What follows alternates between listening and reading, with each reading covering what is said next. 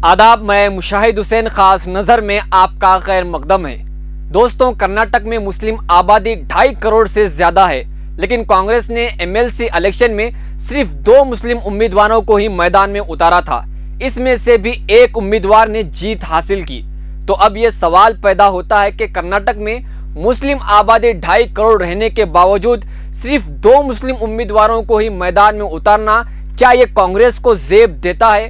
Congress party हमेशा से ही मुसलमानों की रहनुमा होने का दावा करती है और फिर वोट बैंक के लिए बीजेपी से डराती रहती है ताकि मुस्लिम वोट कांग्रेस के खाते में ही गिर जाए। लेकिन जब इलेक्शन में मुस्लिम कैंडिडेट को ठहराने की बात आती है तो यहाँ पर कांग्रेस का असली चेहरा लोगों के सामने आता है। नाज़रीन, अगर जायजा लिया जाए तो कर्नाटक की असेंबली और काउंसिल में मुस्लिम नुमाइंदगी में मुसलसल कमी देखने में मिल रही है।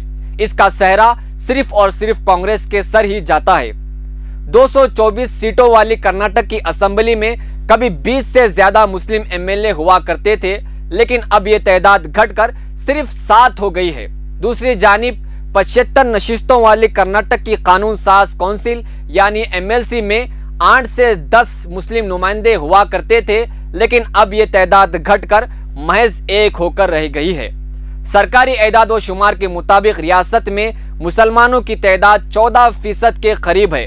अगर कर्नाटक में मुसलमानों की मौजूदा आबादी के मुताबिक असेंबली में कम से कम 30 मुस्लिम नुमाइंदे होने चाहिए, जबकि काउंसिल में कम से कम 10 मुस्लिम नुमाइंदे होने चाहिए थे, लेकिन मौजूदा असेंबली और काउंसिल में मुसलमानों की नुमाइंदगी इनकी आबादी के तनासुब से काफी कम हो चुकी है। ये मौजूदा सियासी सूरत हाल कर्नाटक की तमाम मुसलमानों, मुस्लिम तंजीमों और मुस्लिम सियासी लीडरों के लिए एक लम्हा फिक्र है।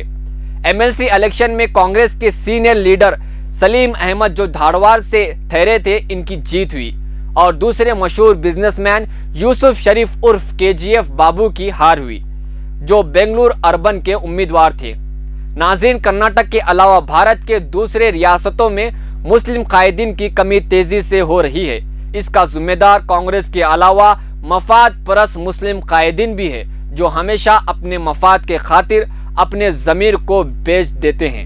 मजीद खबरों और तफसीरों के लिए देखते रहें मिल्ली डाइजेस्ट। मिल्ली डाइजेस्ट चैनल पर क्लिक करके सब्सक्राइब करें।